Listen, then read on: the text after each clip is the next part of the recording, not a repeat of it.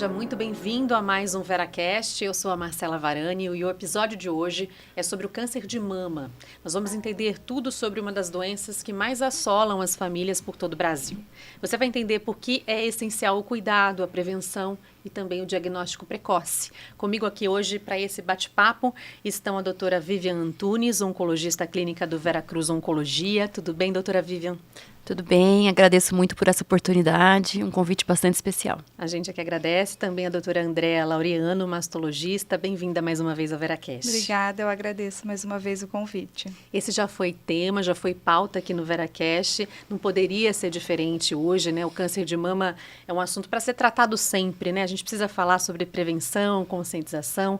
De acordo com dados do Instituto Nacional do Câncer, no triênio 2023-2025 foram estimados mais de 73 mil novos casos para cada ano. Então, eu quero entender com vocês aqui hoje qual que é o panorama do câncer de mama, o atual cenário aqui no Brasil, em termos de incidência e também diagnóstico, doutora Andréa. Quando a gente está falando sobre o câncer de mama, a gente está falando de números superlativos, né? Então, como você falou, 73 mil casos novos por ano para esse triênio, então uma expectativa de muitos casos por ano. Teve um estudo do Colégio Brasileiro de Radiologia que mostrou no período de 18 a 23, em torno de 317 mil casos novos de câncer de mama. E isso mostrando para nós também que é o segundo câncer mais prevalente na população global, mas é o câncer ginecológico que mais acontece na vida das mulheres. E vai ter impacto não só para essa mulher, como para a vida da família toda. Então, falar sobre o câncer de mama não é uma doença que a gente deve falar só no Outubro Rosa. O Outubro Rosa foi o primeiro mês a colorir aí o nosso ano, né, com essas campanhas de tema, mas a gente deve pensar sobre diagnóstico, rastreamento o ano todo. Hoje, quais são os principais fatores de risco? Então, antes de falar de fator de risco, se eu puder complementar algo sobre o dado epidemiológico, que é um dado muito importante, que é um dado brasileiro, e é um dado que foi, inclusive, publicado por brasileiros, é um estudo que chama Amazona, e é o maior estudo que a gente tem sobre o câncer de mama na nossa população. Então, a gente tem dados mundiais, né? Os americanos sempre publicam os dados mundiais de incidência e mortalidade para todos os tipos de câncer. E esse é um estudo específico para câncer de mama. E ele traz alguns dados muito relevantes. Então, ele mostra que 40% dos diagnósticos de câncer de mama no Brasil são feitos antes dos 50 anos. Outros dados interessantes, ainda com relação à epidemiologia, são que os diagnósticos ainda são feitos em fases mais tardias da doença, no que nós chamamos de fase localmente avançada ou tumor avançado mesmo com metástase. E existe uma discrepância muito grande no nosso país com relação ao diagnóstico tardio feito em mulheres que são dependentes do SUS e mulheres que são privilegiadas pelo setor privado. Então, são dados que eu acho que também valeriam a pena a gente mencionar. Com Sendo certeza. que essas mulheres, né, esse estudo Amazona 3, ele avaliou a população demográfica, né, sociodemográfica, e 63% dos casos de câncer de mama são tratados na rede básica de saúde, e o restante tratado nos convênios. Só que a gente tem uma disparidade aí de diagnóstico. Então, essas mulheres do sistema público, elas têm um diagnóstico muito mais avançado nesses estadios 2 e 3 do que as mulheres do sistema privado. No nosso sistema privado, né, muito mais diagnósticos de cânceres em estadios iniciais. Então, quando a gente está falando de estadio inicial, a gente está pensando em diagnósticos que são por rastreio, que não tem sintoma. Então, que a paciente não palpe, que a gente não palpe.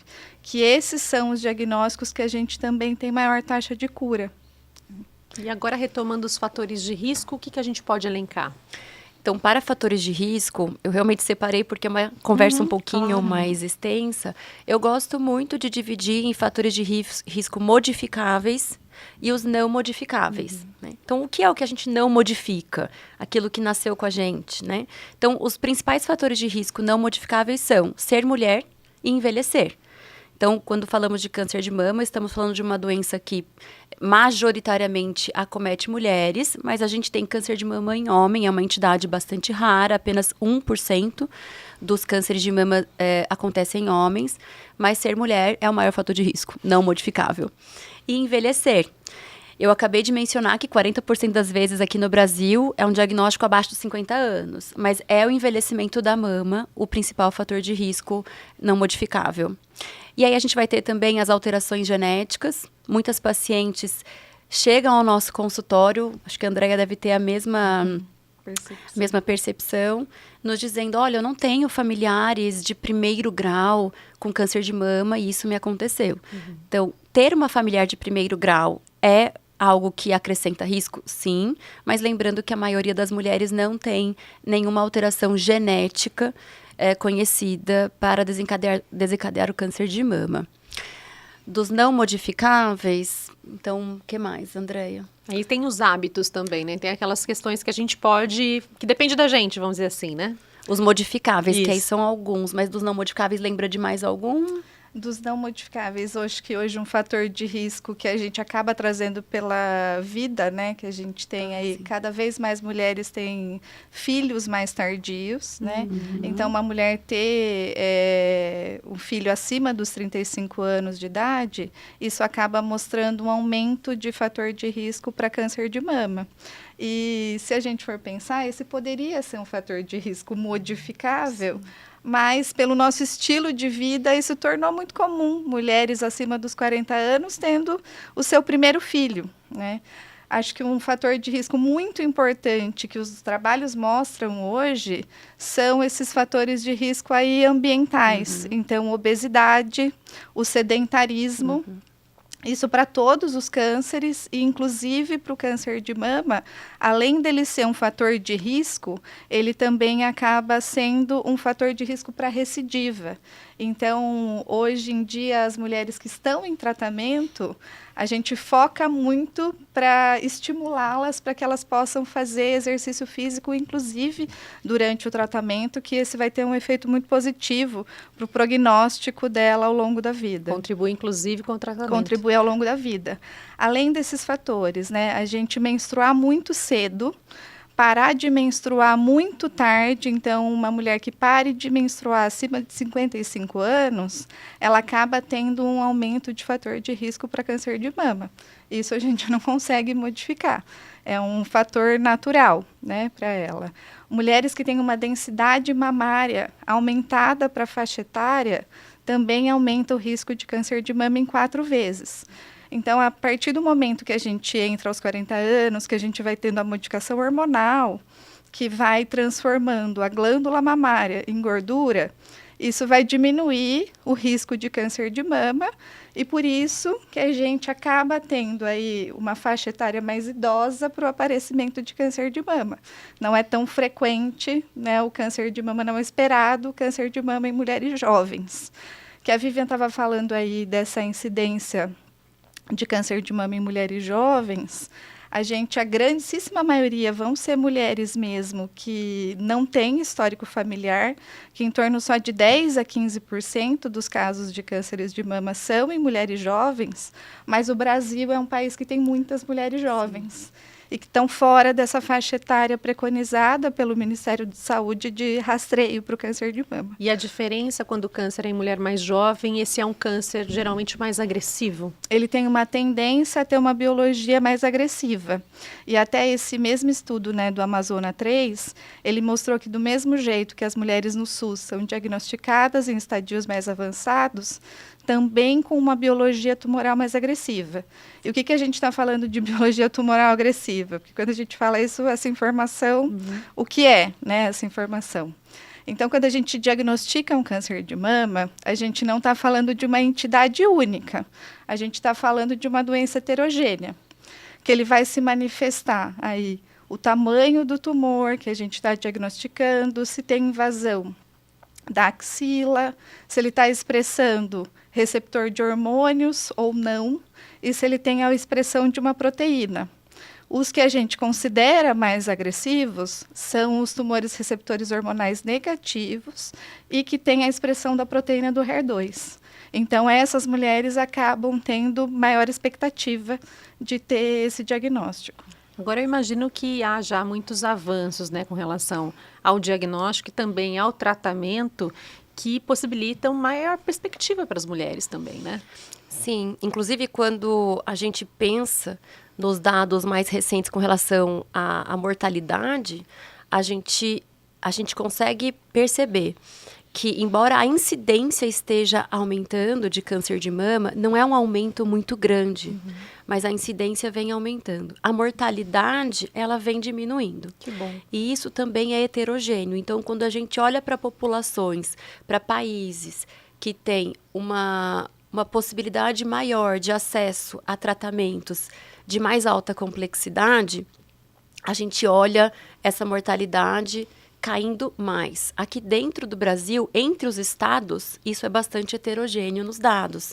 Então, a gente tem uma redução maior de mortalidade em estados nos quais nós temos também um potencial maior de que as pacientes consigam obter tratamentos de maior complexidade. Então, a gente sabe que existe uma relação da queda de mortalidade com os avanços no tratamento.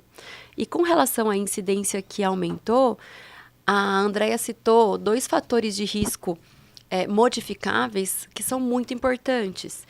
E quando ela também fala de Outubro Rosa, eu cruzo essas 2 informações e me deu vontade de trazer aqui o quanto as campanhas de Outubro Rosa, elas versam muito mais hoje sobre prevenção, falando dos fatores de risco modificáveis, ou seja, temos um grande enfoque nos últimos 2, 3 anos, falando sobre obesidade e sedentarismo muito relacionadas a câncer de mama.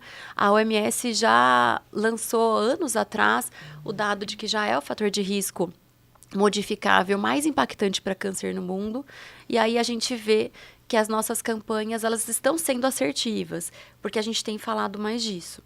E quando falamos ali das mulheres jovens e de estarem fora de faixa etária de rastreamento, algo que é difícil de ser mencionado, porque é ainda, por assim dizer, uma pedra no sapato da ciência, é que o rastreamento nessas mulheres mais jovens também é muito difícil.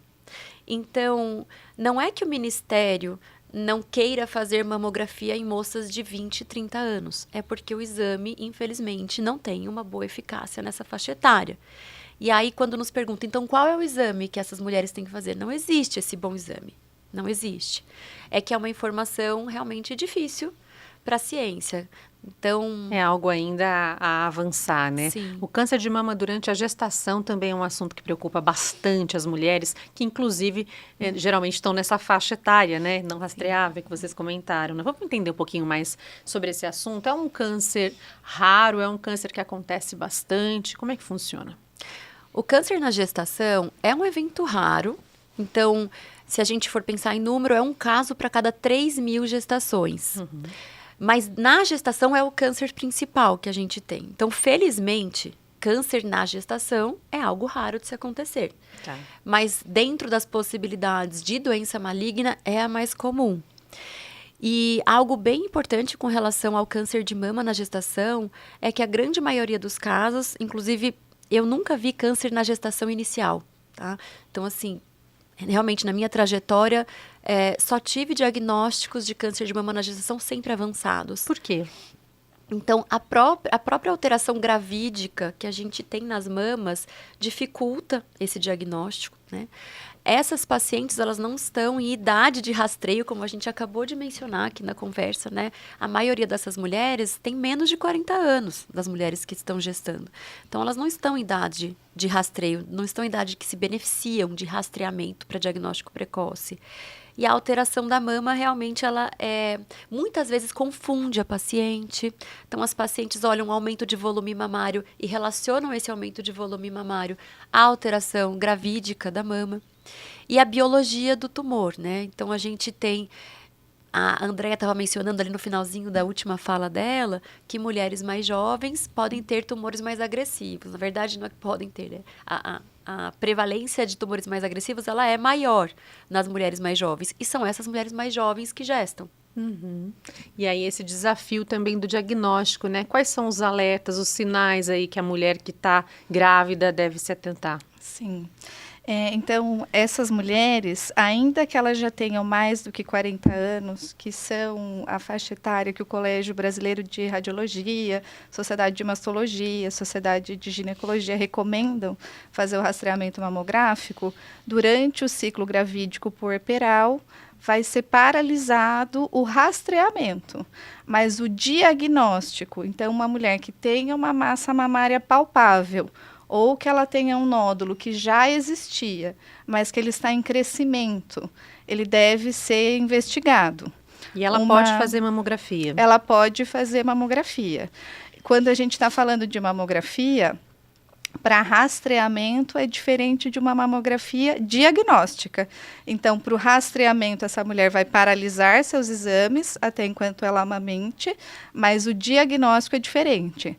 Então, a gente sempre pensar, se tiver uma massa mamária palpável, uma descarga papilar unilateral, que vai, então, acontecer em apenas uma mama, suspeita, que são as secreções que são transparentes, igual a água, ou uma secreção sanguinolenta, deve-se pensar num diagnóstico e também não retardar biópsia. Porque acho que a grande questão no ciclo gravídico puerperal é que a gente, às vezes, acaba entendendo como alterações fisiológicas da mama.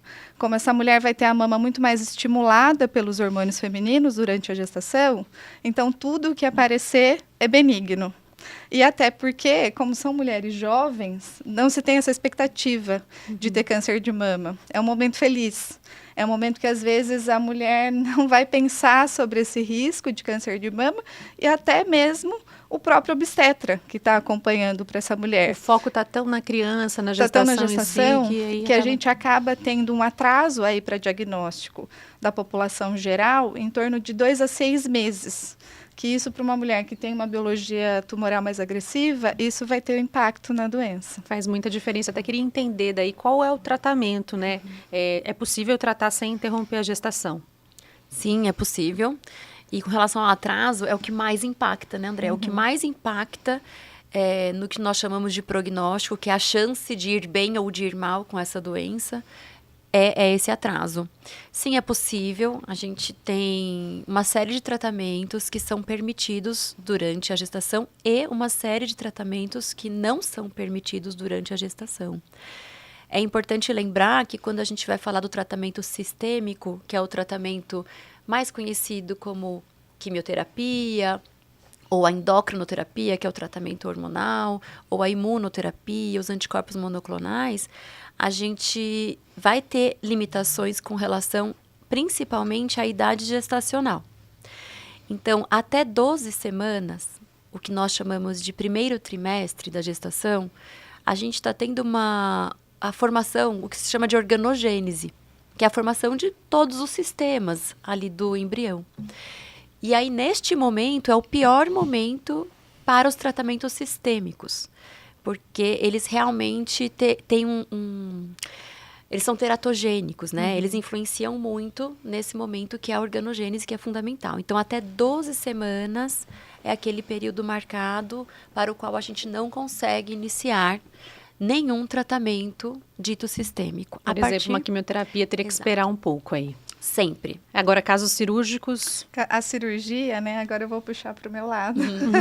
A cirurgia, ela pode ser feita em qualquer trimestre, se for cabível, né? Porque se a gente está pensando numa mulher que tenha um diagnóstico mais avançado, às vezes não seria o melhor tratamento para ela começar por cirurgia. Ela se beneficiaria de fazer uma quimioterapia antes, mas se o diagnóstico for para primeiro trimestre, não. Então, a cirurgia ela pode ser feita em qualquer trimestre. A quimioterapia a partir do segundo trimestre. A radioterapia também fica para depois da gestação. O bloqueador hormonal também, se ele for elegível, ele também não vai ser feito durante gestação, só para puerpério, e a imunoterapia também. Ela vai ficar só para o pós-parto, né? E aí a imunoterapia e a quimioterapia, se ela for elegível durante a gestação, a quimioterapia tem que acontecer aí umas 3 semanas, 4 semanas antes do parto, para que a mulher tenha uma melhora do seu sistema imunológico, para que tenha diminuição de risco de infecção para o pós-parto.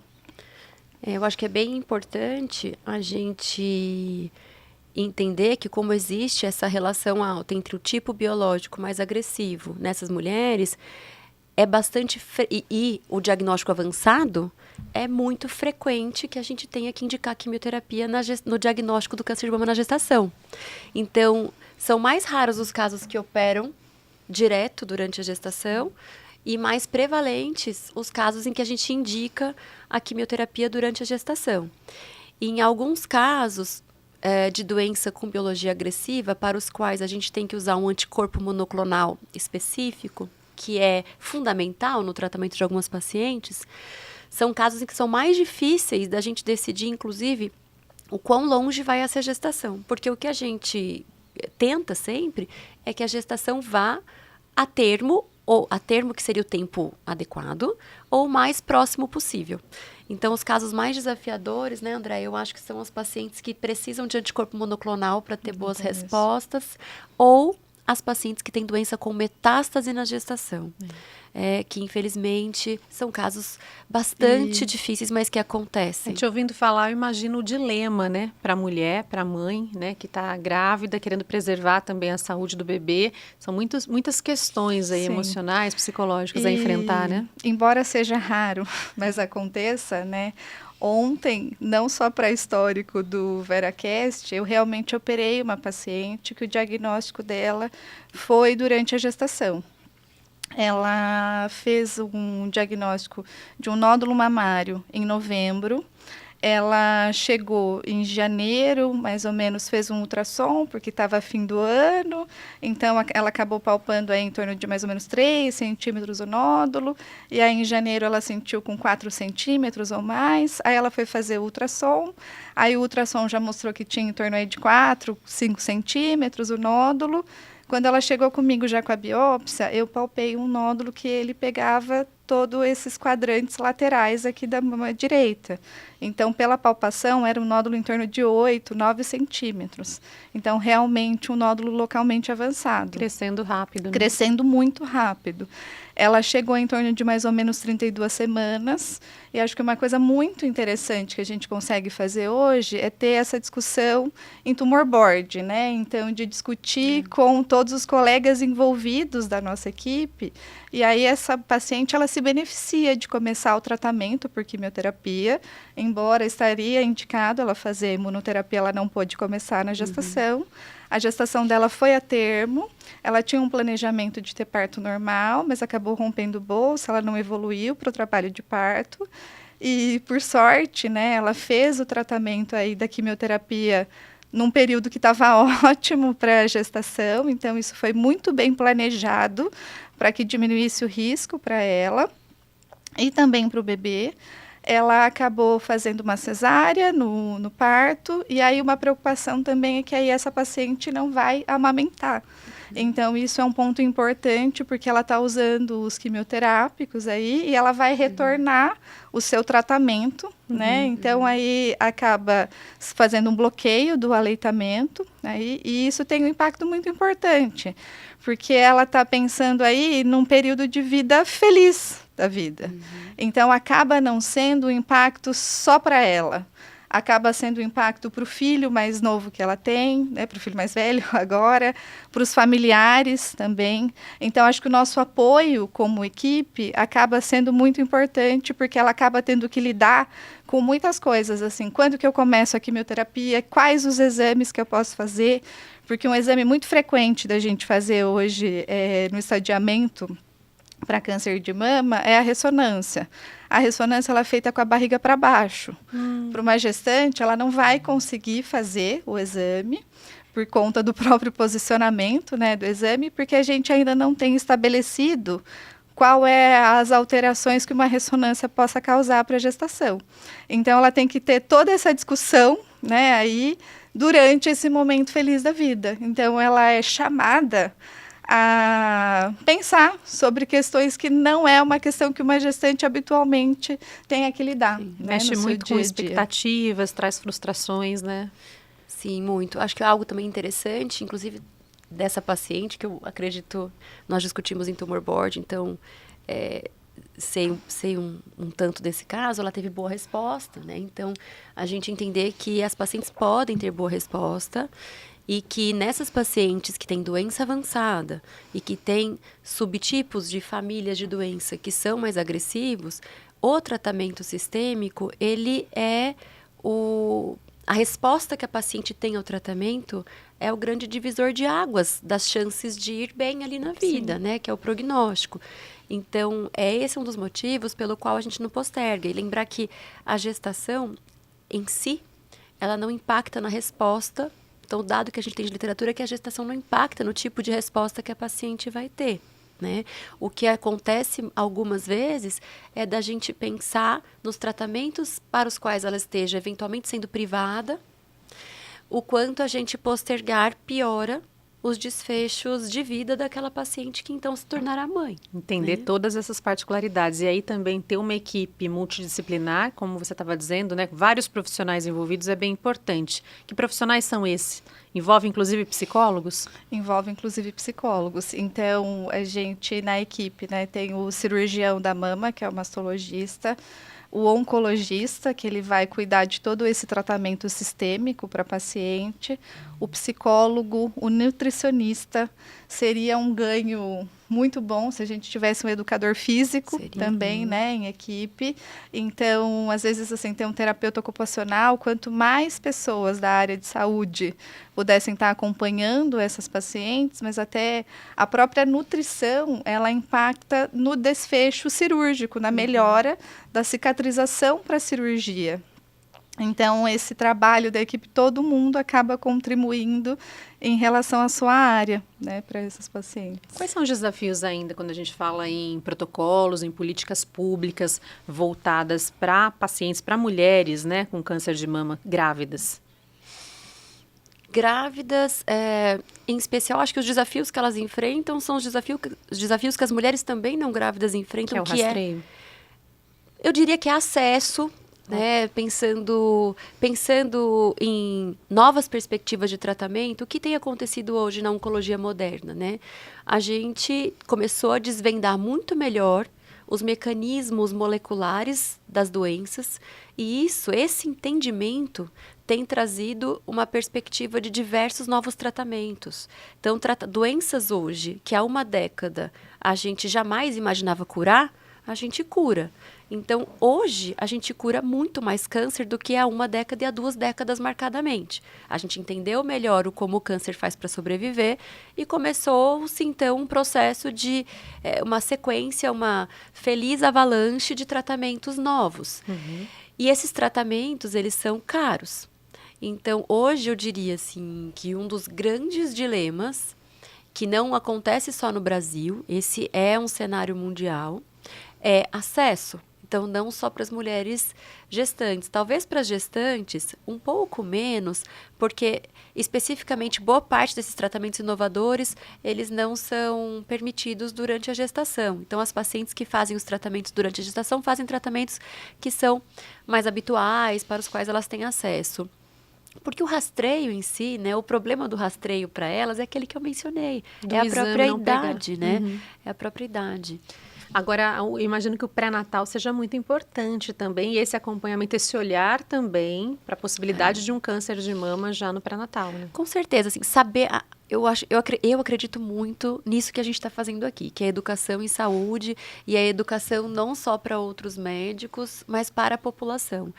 Então, da mulher saber, posso ter câncer de mama na gestação? Se eu palpar minha mama ficando grande, se for uma mama que está ficando grande ali dos 2 lados, que não sai nenhuma secreção diferente, que não tem uma massa única palpável, acho que a gente também precisa tranquilizar, né? Porque vai haver aumento da mama.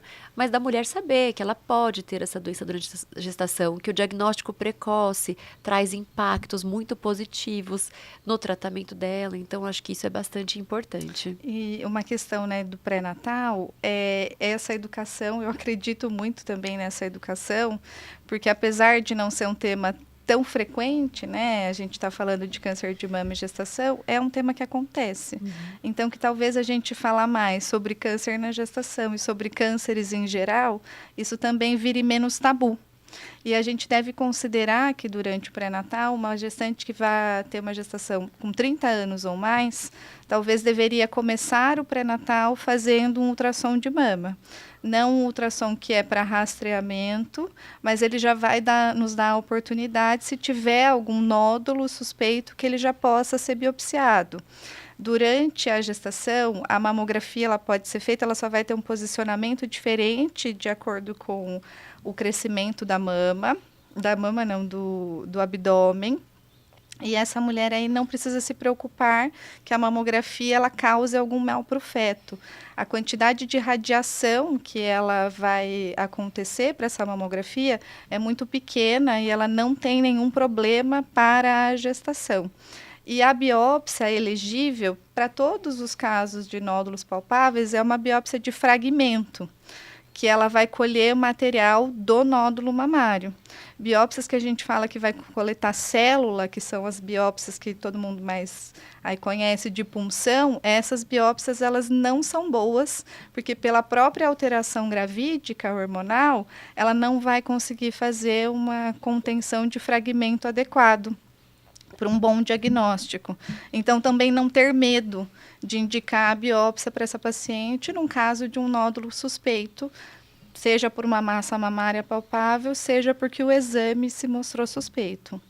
Para a gente fechar, a gente já falou um pouquinho aqui sobre o Outubro Rosa, mas para reforçar mesmo a importância da conscientização neste mês e em outros meses também, né? Mas especialmente nesse momento em que os espaços de diálogo, de informação estão mais abertos para a gente falar de prevenção. Vamos falar um pouquinho desse mês, da importância dele?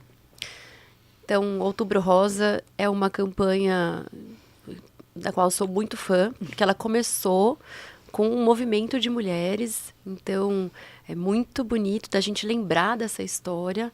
Tem em torno de 60 anos, salvo engano, essa história. Começou com um movimento de mulheres falando prioritariamente sobre prevenção na forma de rastreio, porque lembrando que hoje a gente usa muito Outubro Rosa para falar da prevenção primária, né? Que é a prevenção que faz com que aquela doença não venha acontecer. Lembrando que o rastreio tem por missão o diagnóstico precoce. E esse diagnóstico precoce, ele reduz mortalidade. A doença, quando diagnosticada no estadio mais inicial, que é o estadio 1, ela tem acima de 90% de chance de cura. Então, é um movimento belíssimo, que já conquistou o globo todo. Então, esse movimento ele começou nos Estados Unidos e ele foi sendo ampliado.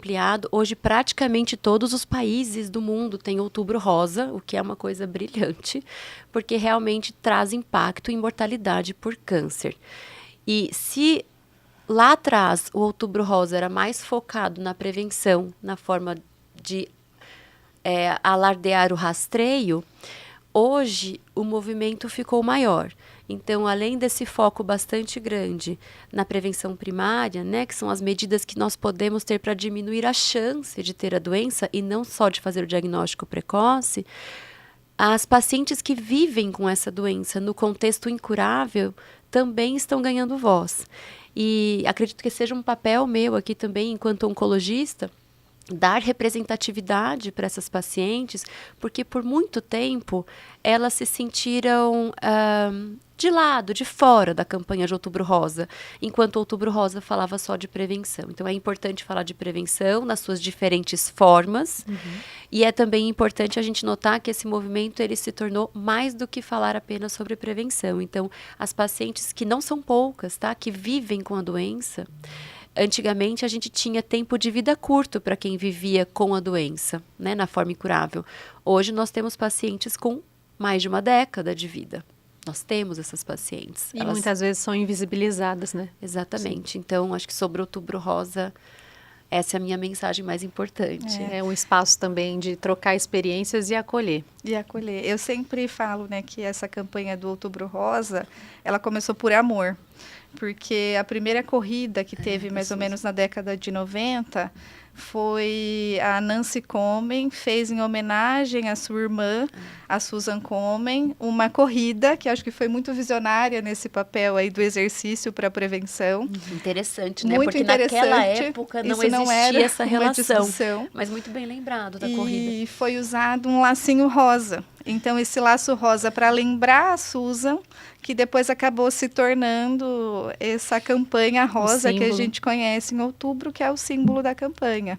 Então, eu acho que espalhar a informação é isso que vai trazer, e eu sempre penso, né, nessa campanha aí da corrida, que é um jeito de arrebanhar mais gente, e inclusive arrebanhar essas pacientes que são invisibilizadas ou excluídas até então da campanha. Mas eu acho super importante também a gente falar sobre o rastreio, porque um rastreio interessante, né, para a gente pensar em nível populacional, seria um rastreio que vai acolher 70% da população feminina. A gente consegue 30%. Então, a gente não consegue nem a metade desse rastreio que seria bom para a população feminina. Os nossos anos de pandemia aí deixaram, o estado de São Paulo foi bem e teve uma cobertura mamográfica em torno de 17%. A gente percebeu na nossa clínica tendo diagnósticos mais avançados, inclusive para as pacientes que a gente até então esperava diagnósticos mais precoces, porque ficaram aí reclusas nesse momento. Então, a gente trabalhar com esse rastreio adequado para a história familiar dessa paciente também é um fator importante. A gente entender quem são as pacientes de risco para que a gente possa trazê-las para um rastreio melhor. Se ela tem algum fator de risco modificável, obesidade, sedentarismo, a gente já modificar para que isso tenha impacto para o futuro. Né? Então, eu acho que esse é o grande papel dessa campanha. Muito obrigada, doutora Andréa, mais uma vez aí por todos os esclarecimentos, por acolher tantas mulheres também, viu? Obrigada. Eu agradeço muito. É sempre ótimo participar aqui do VeraCast com a sua moderação, Marcela. E esse Outubro Rosa, a gente sempre fala quanto antes, melhor. Isso. Quanto antes para o diagnóstico, quanto antes para a gente começar exercício, sempre melhor. Obrigada, doutora Vivian, foi um prazer recebê-la, viu? Muito obrigada, Marcela, pela condução tão leve, gentil. E Andréia, pela parceria de consultório aqui na jornada de carreira também. É sempre muito bom ter você junto no consultório com os pacientes. E muito obrigada por ter, ao Vera, né? Por a gente ter esse espaço. Muito obrigada a todos que estão nos ouvindo também. É isso, espaço de informação tão importante, né? Agradeço imensamente. E a você, se gostou do episódio, eu convido a curtir, comentar e compartilhar também com quem você conhece essas informações tão valiosas. Esse aqui é o VeraCast, o podcast do Veracruz, que toda semana leva para você conteúdo sobre cuidado, saúde e bem-estar. A gente se encontra na próxima terça-feira, às 8 da noite.